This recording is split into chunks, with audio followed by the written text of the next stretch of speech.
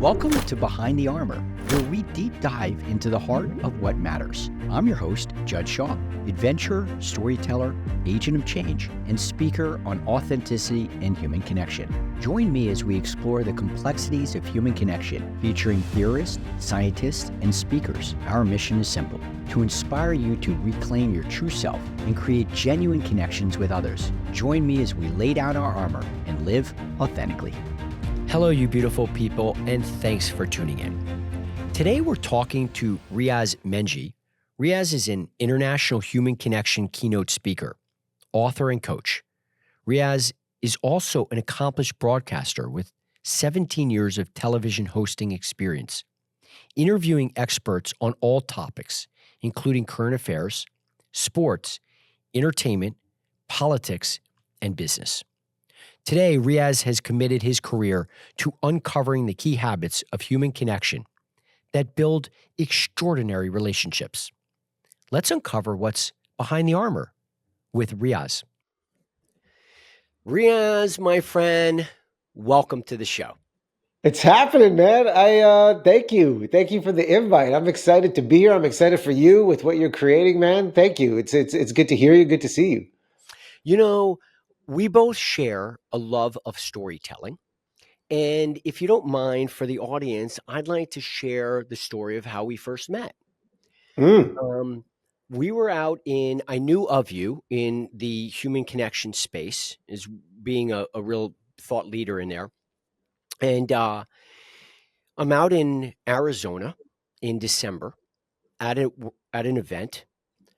And, this guy gets up and he's asking a question, but in a form of making sure that everybody's part of the question and everybody's part of the answer. And I was like, I got to meet this guy. And I, tapped on, you on the back end of that event.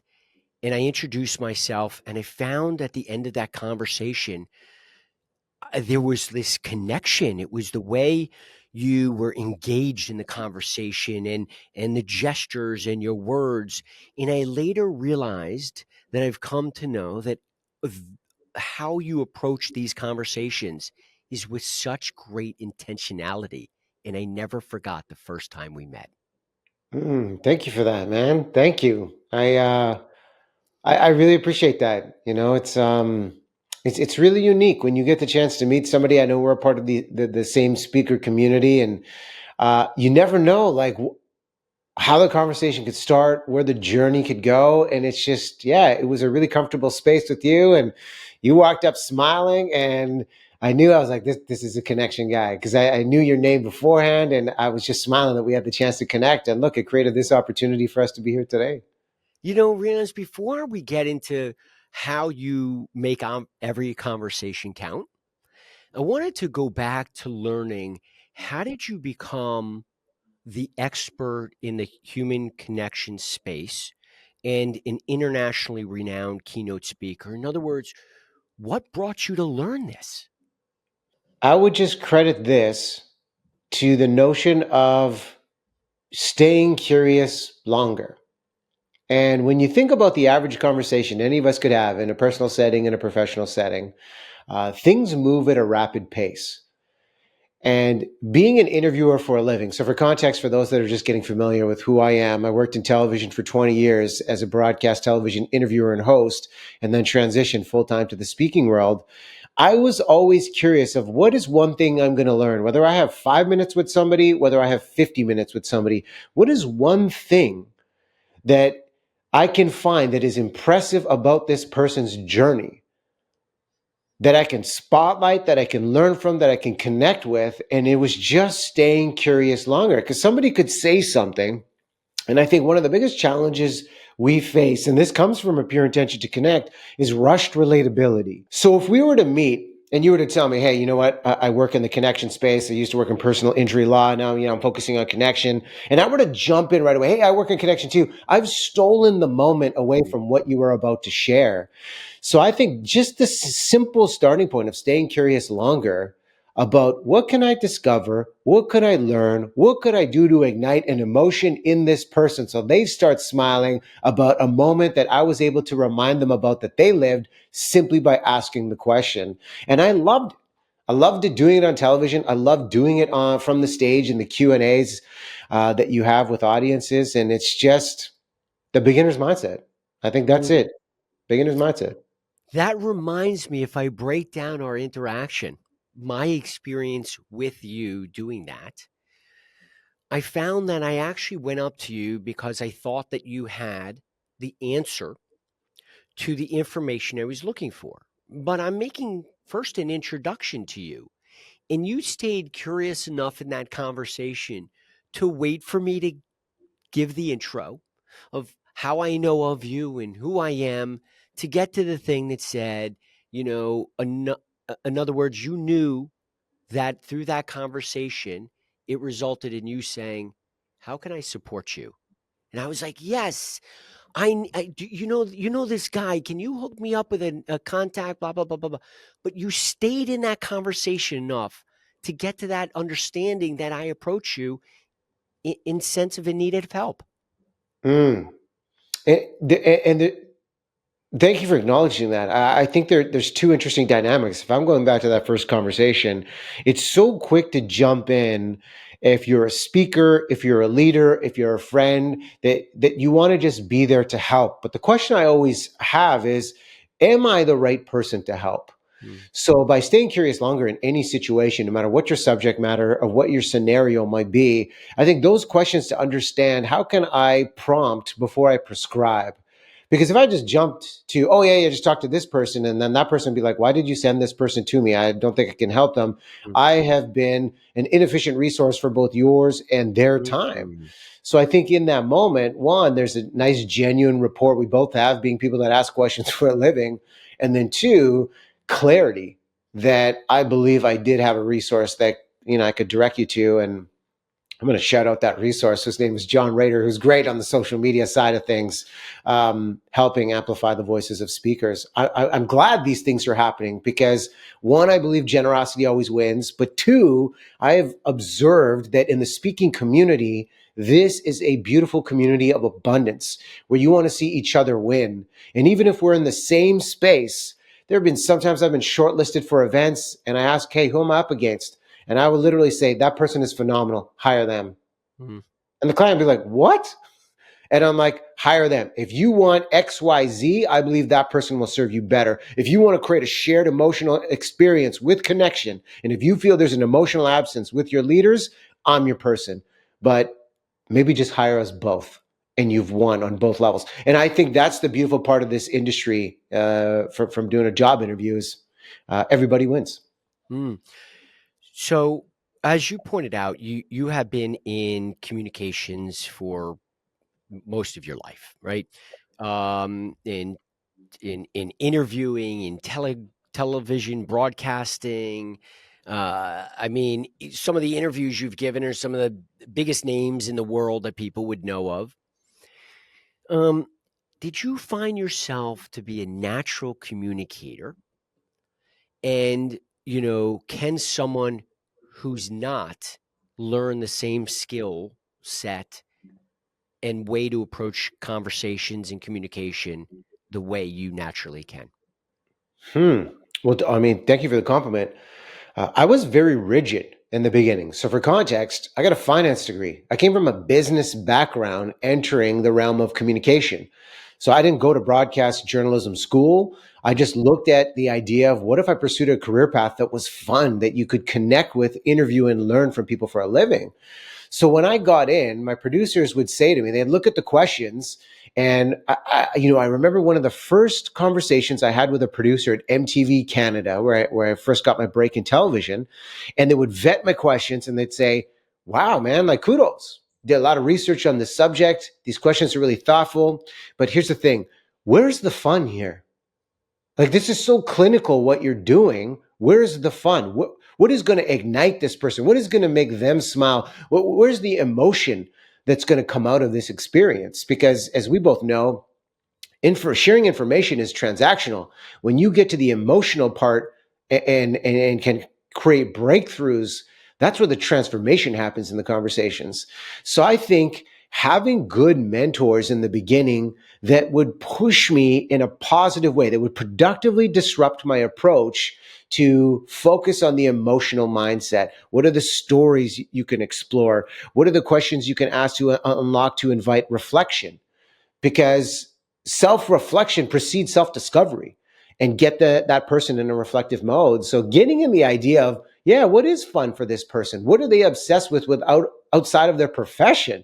And when you can light them up with those types of things, you surprise and delight them. And it took reps to get comfortable, because it's a risk. There's no guarantee that person's going to open up. You could have a conception or a preconceived notion of who that celebrity is, how they are, and maybe they're having a bad day and they're more reserved, and you're thinking, oh man, my ideas fell flat. The idea of being okay with failure and rejection, and then just keep trying as an interviewer, and much like a speaker, getting the reps in and get comfortable where we're at a lower capacity, like a mental capacity of all the things you're thinking about doing to connect with the audience, and then just being. So when someone like yourself asks an important question, you can really stay in the moment with them, because we can script our interviews. But if an interview subject brings something up that wasn't in the research, that's new, that's fresh, that's on their mind, I think as an interviewer, as a leader, as a speaker, having the ability to over prepare, to improvise, was a game changer for me, to go from that rigid, awkward communicator to someone that just leaned into the moment, knowing there's no guarantee, but if the intention is pure, you're giving yourself a higher probability of a breakthrough or a beautiful connection. That is so good. And I want to unpack some of that. I join you in a shout out to our friend John, who, he is an incredibly talented guy in social media, and did obviously joins our connection. And in my framework for authenticity, to get people to understand how they can become more authentic, I use the connection cure: conscious awareness, understanding why we're showing up that way, renewing our relationships, and expanding our connections. And I'm wondering, what basis, what foundation or framework may you use in helping create work cultures that build extraordinary relationships? A quick framework is a 3-question framework to understand, especially in this era of hybrid work where we have a lot of remote workers. You may be building connections from a distance. Culture can crumble if we're not checking in with people. I think there's 3 questions we all ask ourselves the first time we meet someone. And if we're intentionally thinking about these questions, other people, strangers, as they enter your culture may be asking, those questions are, do you care about me? Are you listening to me? And can I trust you? And I think how we show up and care for our people, not just professionally, but personally, knowing that I'm here to support your growth here at the company, but what's going on in your life, your family, what do you need? Maybe there's something mental health wise, which is a big conversation that's being had. Am I listening to you? Is this person listening to me? This is what I believe one of the key questions people are asking. And I think, especially when there are sensitive, awkward, or difficult conversations, how can we lead with a sense of staying curious longer and acknowledgement before rebuttal? Because when there are polarizing opinions, it's easier. Our knee-jerk reaction is jumping in. Well, no, this is why I disagree. But if we acknowledge that person and show them and get curious of, like, how did you come to take this perspective? How much thought went into this? And understand, hey, this is the two of us versus the challenge instead of me versus you. I think listening and validating that person is so crucial in the beginning that ultimately will begin to build that trust. Because in the long game, I think trust is built through competence. Can you make the important decisions? Do you have the skill set to navigate uncertainty? I think it's the accessibility. Hey, I'm here if you need me. It's the proactive care of, hey, I'm reaching out to you to check in. You don't just care about me as a name or number. You care about me as a person. But overall, just the consistency that person is there over time. This isn't just a one quick hit, check in, and then they're non-existent. So do you care about me? Are you listening to me? And can I trust you? I think is a great starting framework to build these relationships at work. I love that, and it sounds what struck me about it was that underneath all of those was the psychological safety for the space to even have the conversation. Absolutely. When you are doing a keynote, and I've had the great honor and privilege of hearing you speak, what would you want your key takeaways? What do you want the audience to walk away learning on your keynote on human connection? I'm going to answer this in two ways. Number one, my thought going into any keynote, and this is the macro perspective, is how to encourage them to break out of autopilot mode with how they show up in conversations when it comes to curiosity, when it comes to listening, vulnerability, empathy, and appreciation. And I'll give them a framework of ideas on how they do that effectively and give them a toolkit. Number two, and this is the micro perspective for every keynote, the discovery work for me is so crucial to understand the key objectives and try to identify three key objectives of how I can close the gap. Where are they at right now? And this is the conversations with the event planner. This is the conversations with stakeholders from different departments that'll be in the room. Where is the gap with connection? What are the points of friction that exist for them and the barriers that are blocking them from getting their relationships? And above all, asking them, what makes this an experience that people will talk about 5 years from now? Not just tomorrow, not just next week, but do you remember that time I was in the room and I heard Judd speaking on stage? The guy gave me the gift of this experience of how I can do this.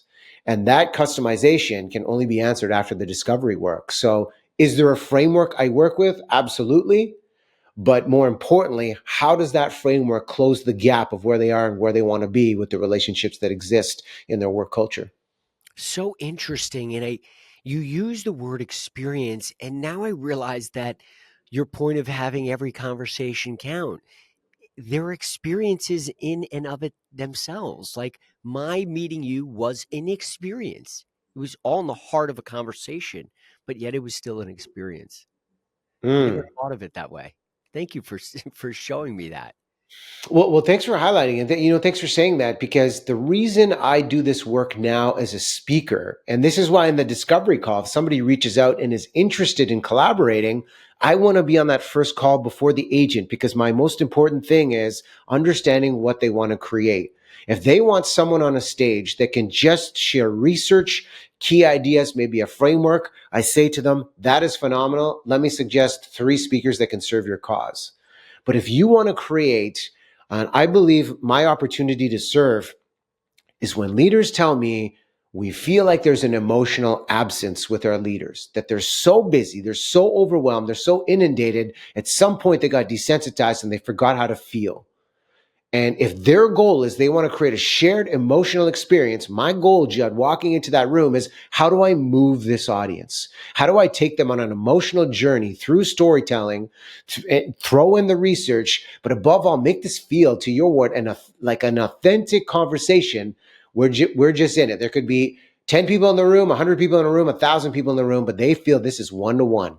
And this guy is in it with me, speaking and understanding what I go through on a daily basis. So I want to play a game with you. Are you ready? You want to do? Okay.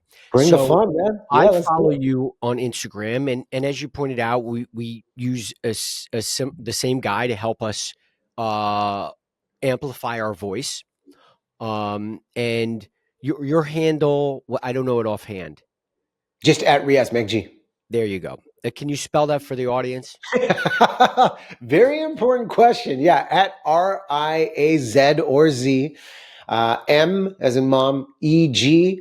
That's the trickiest part of the game. You got to spell Riaz Megji. I know it's tricky, but hey, it is what it is. Right. Okay. So, and mine is Judd Shaw official, and I noted that when your posts come up on my thread, there are always these like hacks to deepening conversations. And And what I love about your posts is they're really like actionable things. They're like, here's 3 things. And I'm like, I'm going to do that next time. So I want to do this. I want to, for our audience. And by the way, this is amazing. Oh, thanks for getting the Uh, book. yeah, man. Absolutely. Absolutely. And really, every conversation counts. The book is really, I think it shows you how you are actually one conversation away from changing your life every time, right? Okay. So I'm walking up and I'm at the airport and I'm sitting at a hamburger place waiting for my plane. And I want to strike up conversation with the person who's actually sharing a table with me. What are some ways to do that to start conversations? Right now, I recognize not everybody's in the mood at the airport to have a conversation and talk, but using any, even how I wanted to come up to you and have a conversation. What are some ways to break down barriers for the people who want to strike up conversations? Mm. So if you're in an airport or any random scenario and you want to strike up a conversation, I think it's important, number one, to read the room. Mm, Think about it in the elevator too. I mean, how awkward those scenarios are of mm, do people want to engage? So I think the starting point of reading the room is to listen with your eyes.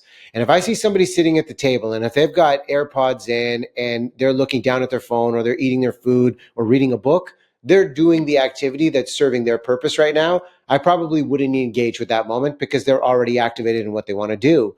If they are sitting at that table, and this is what I admire the most when you see that in an airport where they could just be sitting in a state of just calmness, of mm, just being. I would listen with my eyes and look if there are any clues. What are they wearing? Is it a pop of color? Is it a sports team? But if they are just sitting as themselves without a device distracting them, I think a simple question is one, pick up on the clues that you could see right away, or two, hey, where you heading? mm. And open up of an intent of what their goal is, and then uh, listen for their response. And if they open up with a smile, saying, "Hey, you know what? I'm heading to New York City. I'm actually going to be on a podcast with this guy Judd Shaw, who's launching this thing on Connection." Boom! They've given me context for a thread to follow. Tell me, how'd you get booked on the context? Like, what do you speak on? It's a game of follow the leader. But if they're opening up and just being like, yeah, I'm heading home to Indiana, I'll give another opportunity of, oh, cool. You know, did you grow up in Indiana? I'll try and get the context of, what their origin is of what's going on. But if they're giving me one word answers, I'll Yeah. read that too. I read that energy because some people will engage, some people don't want to engage, and I think that's the important part. There's no guarantee it'll be reciprocated. Mm. So I think listening with your eyes to start. Are there clues I can pick up on? Is there a compliment I could give that person of, hey, I love your smile. I've been at the airport where I'm just sitting there and I've had employees at the airport come up and they just, man, look at this hair. And I start smiling. They're like, "Do you dye that?" I'm like, "No, I was really stressed out as a teenager, and it all went great at an early age." And then we start laughing, right? And she's like, "Oh, I wish my husband had this hair." And I was like, "Oh, was how long you been married?" And try and get a backstory and put it back on them, and like have a fun exchange because in the speaking world, it's a lonely business. So if you can spark up these conversations at the airport and share a bit of humanity, it's great. But listen, I don't get offended if someone isn't feeling it. And I appreciate the fact they could be in a space where they're like, they just need to decompress too. So listening with their eyes, giving them a compliment, but reading the room too, that if they don't give that energy back, it's okay. Let it go and try it again next time. Love that. Listen with your eyes. And to your point, I'm more of a conversation sparker, but if the impression is they're not ready or it's not the time for that conversation, I don't take that personally either. And, anchoring on our story, there were a lot of people trying to talk to a lot of people. that what at the moment that there was a break, like everybody break 10 minutes, go bathroom and coffee, we'll be back here. That's not the time for me to try to squeeze in the conversation. It Mhm. forces, I'm like, there's other people saying hi to people. And to your point, part of that conversation was recognizing that there was a time and place for me to be able to come up to you, capture your attention, but also honors the fact that you're having all these mini conversations with everybody else too. Yeah, this is a great point. Honor their priority and their reality. Like you've given me the example of the airport. I'm going to give you a scenario that happened recently where I was actually nervous to engage with this person. So for context, I'm a huge professional wrestling fan, Mm. huge into WWE. I got reconnected with it in the pandemic. And like I'm going to WrestleMania this year. My wife is like, "Are you having a midlife crisis?" And I was like, "No, this is amazing. I love this storytelling." So at the beginning Right. of this year, I was coming home from a speaking event, and the broadcast SmackDown was in Vancouver. Vancouver's home for me, and I was connecting through Denver, and it was at the end of the day, and I was just kind of tired and just hopping onto the flight. And as I'm hopping onto the flight, I was like, man, there's a lot of muscly dudes on this plane, and I was like, oh, wait a minute. These are the wrestlers going to Vancouver for the broadcast tomorrow. I was like, no way. So then I'm looking at the seats and I was like, oh, there's Austin Theory. There's Corey Graves, the announcer. And then I'm like, okay, am I going to end up sitting beside one of these guys? And then I end up sitting beside, and if anybody watches WWE, Jimmy Uso, who is, he's connected to the Rock's family. So I'm like, I can't believe I'm sitting beside Jimmy Uso. Like, this is crazy. I start texting my wife because she knows. And my wife's into WWE now. She watches it with me. She's like, I get why you love this. She loves RuPaul's Drag Race. She's like, this is straight guy drag. I'm like, this is straight guy drag. This is what it is. But it's fun. I love that. So I'm sitting beside Jimmy Uso, and I'm like, I just look at him, and I was like, dude, thanks for making me smile again. And he had his shades on, and he just kind of looks up at me, and he's like, huh? And I said, look, I reconnected with my love of WWE during the pandemic. Loved what the storyline you guys had with Sami Zayn, who was a Canadian wrestler. I just want to say thank you. And then he starts smiling. And I just said, look, I want to respect this space too, because you probably have a lot of people coming up to you. I'm going to be sitting beside you on this flight. If you want me to just shut the F up, that's totally cool. But I just respect what you do. And I'm like, I'm so curious about your lifestyle. Like, you guys must always be on the road. And then he opens up about this story about, he's like, dude, I've been wrestling for, over 10 years. I got into it when my kids were 3. This is the part nobody sees. I'm always on a flight. I'm flying from Florida to Vancouver to be on this broadcast for 60 seconds tomorrow night. And then I'm flying to the next city. People think this is a glamorous life, but it's not. And then there was this connection. I'm like, dude, that is so fascinating, because I'm coming back from a speaking gig. And people don't see the life on the road and the toll that can take on your body and your family. And I said, so how do you manage that with your family? And he started opening up about that. And then he started opening up about WrestleMania last year and a moment with his brother backstage. And then I just said to him, I was like, this is so cool.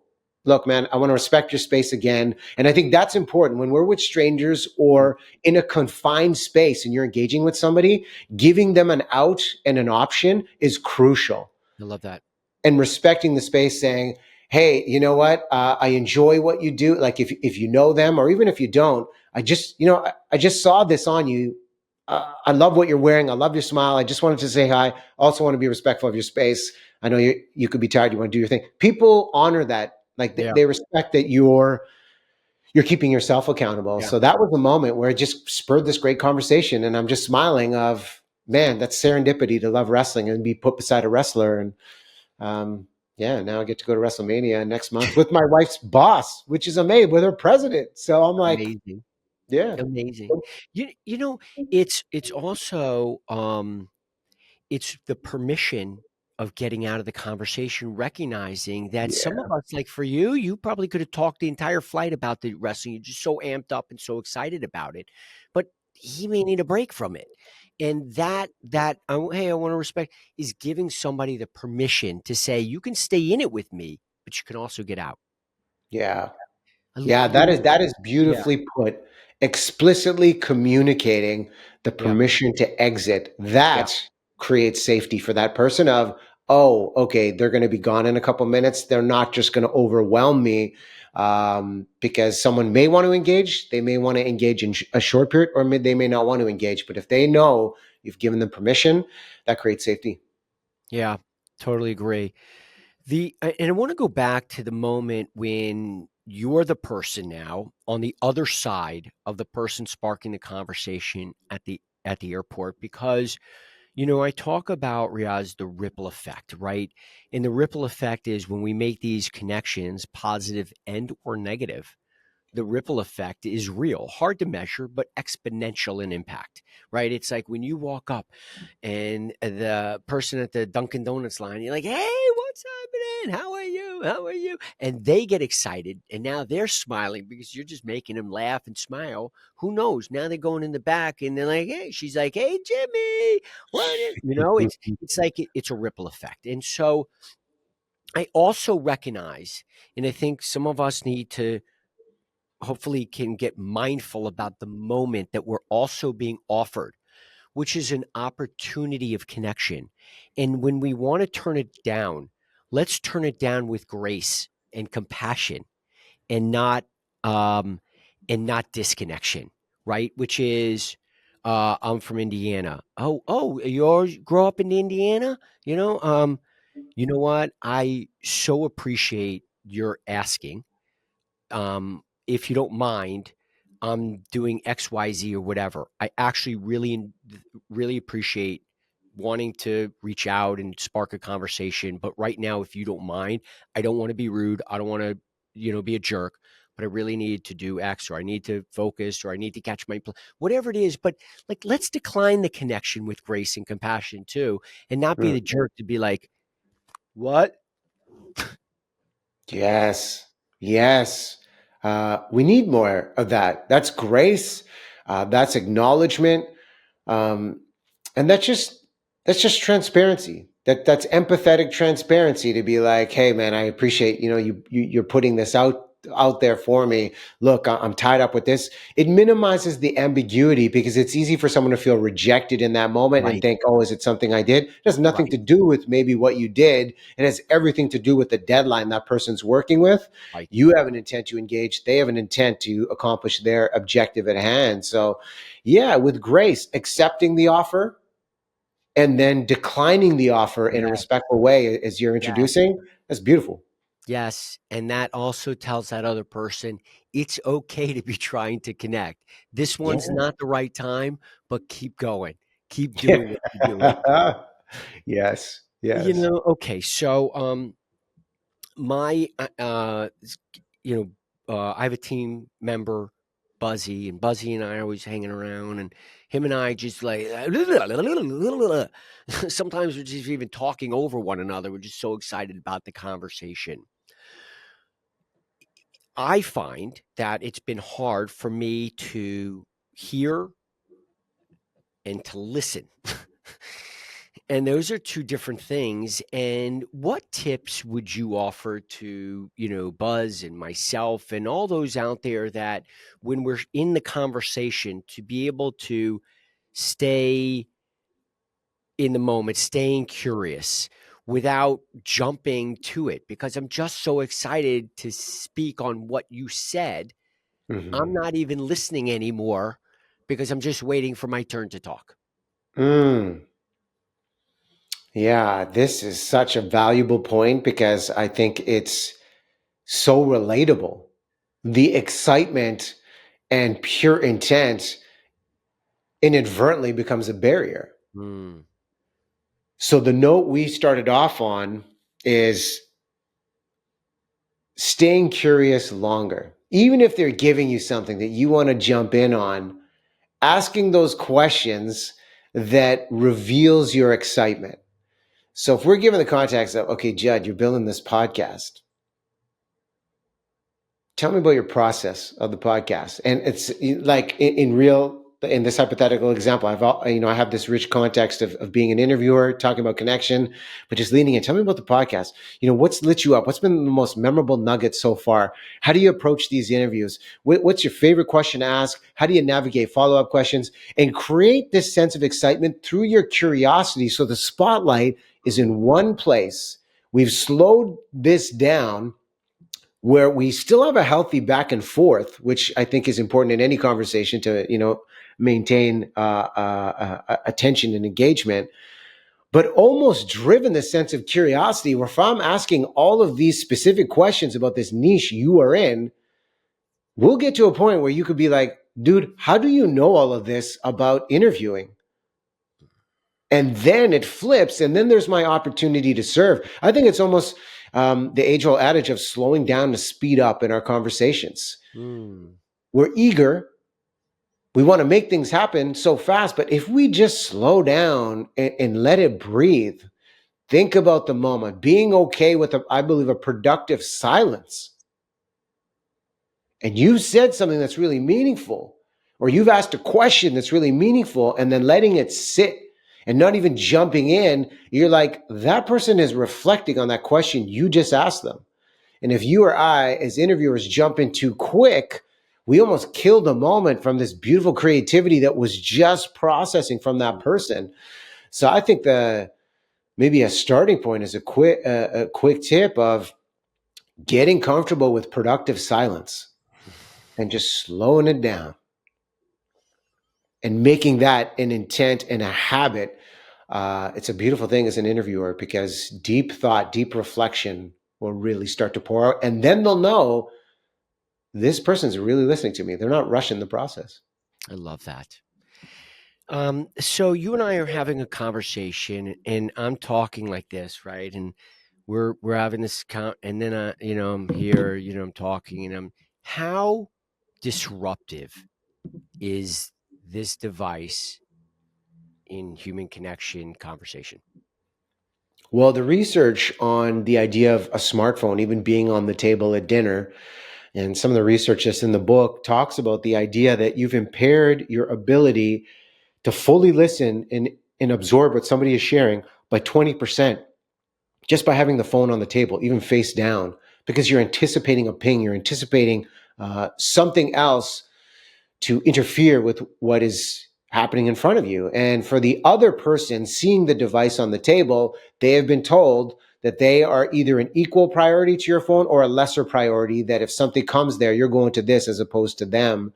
So I think it is a big hindrance. Honestly, it's one of my biggest pet peeves when I'm connecting with somebody and that phone is on the table. So the first thing I'll ask is, hey, is everything okay?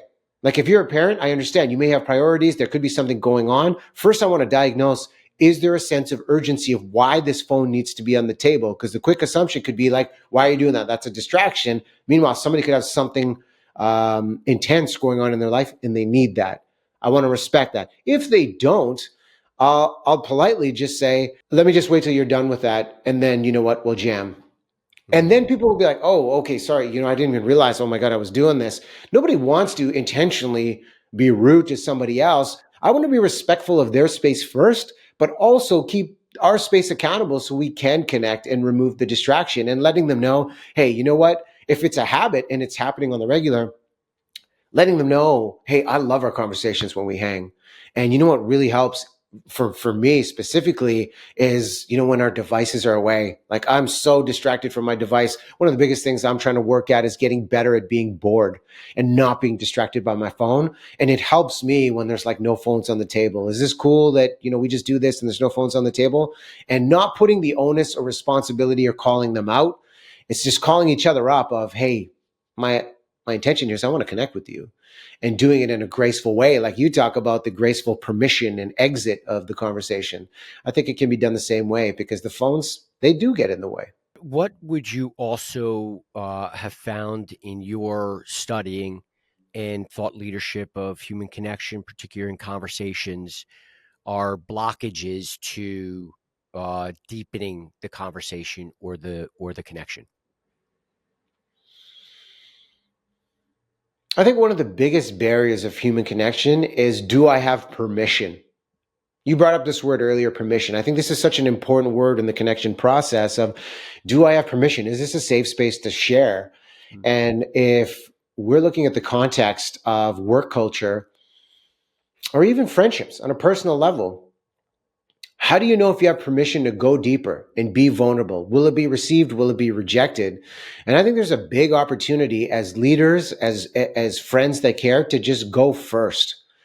Go first in the space and reveal something that may be raw about your struggle. If you have a deeper rapport, you could have deeper vulnerability. If you are the trusted person in the circle and you've got somebody new to the fold that might have anxiety about, do I fit in? Do I belong here? Your demonstration of going first of, man, I remember what my struggle was on the first day of work and laughing about your failures. You have given that person permission that, oh, I'm not alone on this. I can now share what I'm going through on this first day. But I think there's a psychological term called the pratfall effect to convey credibility before vulnerability. Because leaders say to me, hey, when's the best time to be vulnerable? I don't want to appear weak. So I think if you were that leader or person thinking, well, I don't want to be like appearing to just be a victim and just venting, and what does it really accomplish? I think vulnerability is going to backfire for me.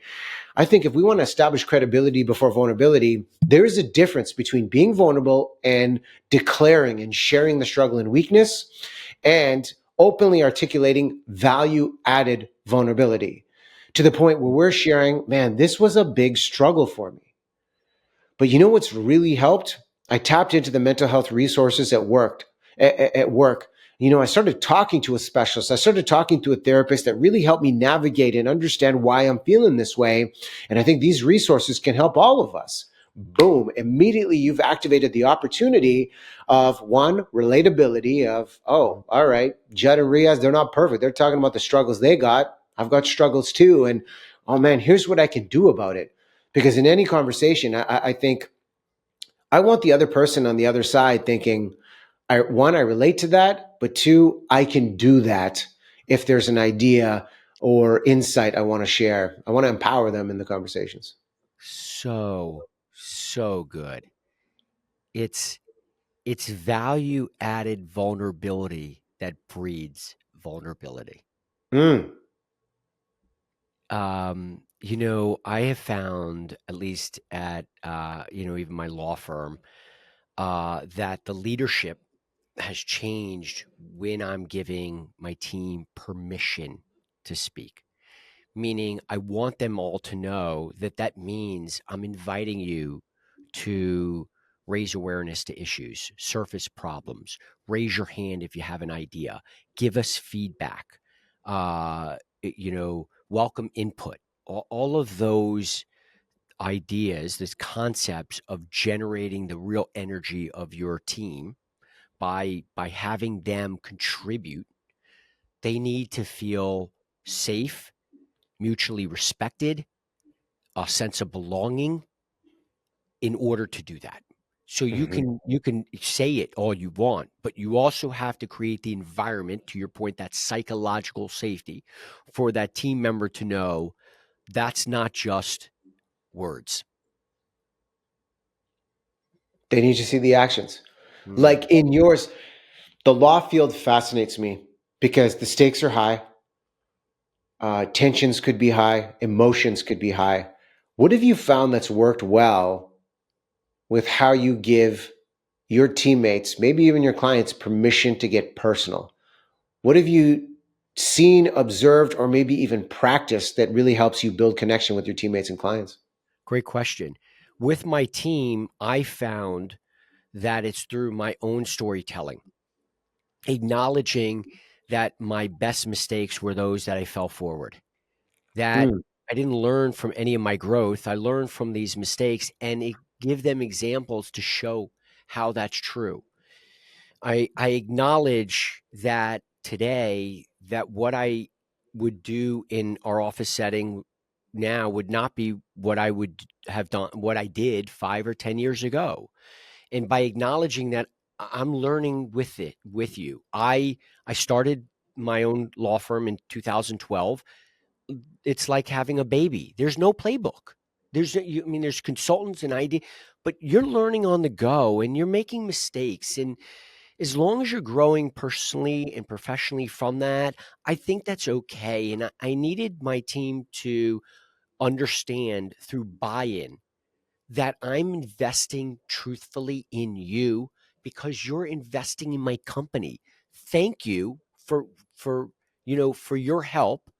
And I want now to look at how uh, work can elevate their life. I don't like work life balance. Why is work first? I don't like work integration. Why is work first? I truly show my team through my actions and those conversations that I have flaws, that I make mistakes, that I can own them. But I'm going to always respect and hear you and see you and value you. Mm-hmm. And I think that when I go at it in a way that my team realizes that I'm caring about what they're saying, they're going to speak up. Mm-hmm. I think that, you know what this comes down to? That question of, does Judd care about me? Right. Does Riaz care about what I'm going through? And if we can establish that, and look, in this era, people are going to be listening to this and saying, "Ah, man, all right, Riaz, this is ideal. I don't have time for connection. I've got so many more responsibilities. This sounds ideal, but this also sounds exhausting." And I fully appreciate that, because in this era, leaders are not just managing roles and responsibilities now, they're managing energy and emotion. And that is exhausting, Mm, which is why I'm a firm believer on the idea of self-care, self-preservation, because we're so quick to ask, "Hey, Judd, how are you? Good. Riaz, how are you? Good." Becomes a throwaway. But how do we prioritize with our teammates, with our clients, as we talk about the agendas and all the things we need to get done? But hey, how are you taking care of yourself? yeah. It's work-life connection, not just balance, not just integration, but work-life connection, because we're the same person outside of work that we are, at work. We can't just, I get why people will say, "Hey, you can only bring so much of your authenticity to work. It's a professional setting." Absolutely. But the core of who you are is the same person. So how do Amen. we identify that, celebrate our differences, and create the safe space of belonging so we can all win in a positive way? Love that. And with that, I'm going to ask you because, wow, if I had to measure, you have probably sparked 1 billion positive conversations because you've taught hundreds of thousands of conversations that have led to unmeasurable, meaningful conversations. And your impact is real. Your positive voice is landing, at least with me, I can tell you. And so, brother, keep doing what you're doing. I have a Thank, question for you. thank you for saying that. That means a lot, Judd. How um how do you most authentically connect with yourself? Hmm. I have, on a personal level, enrolled a therapist in the past 6 months. And that is solo therapy, that is couples therapy. Um, the older I get and the more responsibilities I have, I realized this is not something I do enough of, pouring back into my cup, recharging my battery, because I'm pouring out all this energy to support other people. And I've found how I connect with myself is finding an expert, and I've found a great therapist who has asked powerful questions to illuminate why I do the things that I do. Mm, And what are the things that get in the way of my relationship with my wife, maybe my relationship with my friends, and having honest conversations on a daily basis. One of the simple things that I'll do are, what are 3 things I'm grateful for today? Simple mm, exercise, but the neuroscience, if you hear the idea of just simple gratitude, the neuroscience shows if you practice that for 21 days straight, it makes your mind more optimistic for 6 months. So journaling, simple things like that, and gratitude are important. Having a trusted expert and resource for me to hold space and navigate. All right, here's how I was feeling this week, and I want to understand why. Having an expert ask the questions back to me, because sometimes, and it's like second nature for me, which is it it's so weird for me to be in podcasts because I'm so used to being the interviewer, and I need to stop myself from asking questions as we engage that this is a different role for me as the guest on the podcast, and not to overstep my boundary. But I found journaling every day and having a very effective therapist that will push me in productive ways to get out of my own way has helped immensely. And I think culturally, my parents never went to therapy.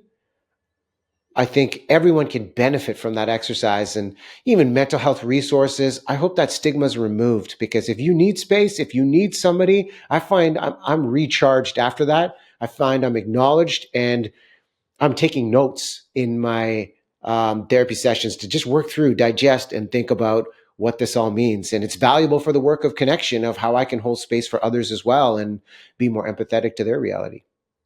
You are a beautiful human being. You are a beautiful man. I love the vulnerability and truth in that. And I love the fact that you can acknowledge that and say that, I see my therapist every Tuesday, and, Yes.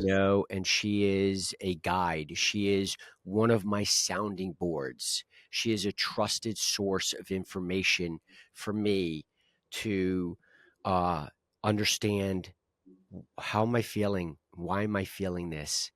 And always trying to just get better.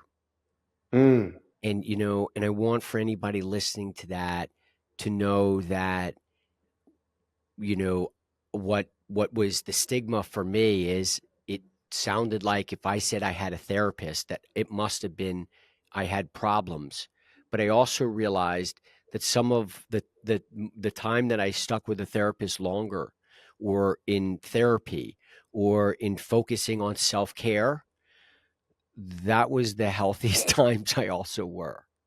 And so thank you absolutely. for sharing that and putting that out there, and letting the world know that that doesn't mean unhealthy. In fact, if you're not talking to someone, or if you're not getting help, or if you're not even caring about self-care, which is not selfish, what's wrong with you? Yeah. I mean, you articulate it in such a human way. We've all got problems. Maybe we have a support circle that supports us in positive ways that can lift us up. Great. But maybe that support circle, and I think an important question to ask ourselves is, who soothes you? Hmm. And if you're lucky enough to have a partner, amazing. If you're lucky enough to have a child that you have a great bond with, okay. A friend, a mentor, awesome. But if you can't answer that question, who soothes you? How can you go out there and find the resource to do that? Because we all need that at some level. And maybe that's a therapist, maybe that's a coworker, maybe that's a friend. Um, Find that. We need that to navigate the problems. And sometimes our friends may not have the expertise we need to navigate and understand what's going on in our lives. So find the expert in whatever capacity that looks like, that can help you see things from a different lens, or amplify and illuminate the blind spots and self-discovery we need to know about. Because, I mean, self-connection, if we want to connect with anybody else, it starts with connecting with ourselves first. Riaz, my friend, I thank you for our connection. I thank you for being open to the conversation that I wanted to spark with you. I thank you for your intentionality in allowing that to be an experience in my life, our start of our conversation, your ability to help me and guide me to resources. Here we are today, and I can't wait and look forward to the many, many, many future conversations you and I will have, my brother. Thank you so much for coming on the show. Hi, man. I appreciate all of your kind words. I appreciate the intention of what you're creating here. I think it's awesome. I'm happy to jam with you. Thanks for getting the book and going through it and making this a really powerful conversation. So I appreciate this very much. I want to extend my deepest gratitude to you. If you've enjoyed this episode, please follow us on your favorite platform, or share this episode with a friend. You can also follow me on Instagram at Judd Shaw Official. A special thank you to personal injury law firm Judd Shaw Injury Law for their support in helping us bring this podcast to life. Remember, friends, authenticity isn't about being perfect. It's about being real. It's about embracing our vulnerabilities, celebrating our strengths, and owning our stories. Until next time.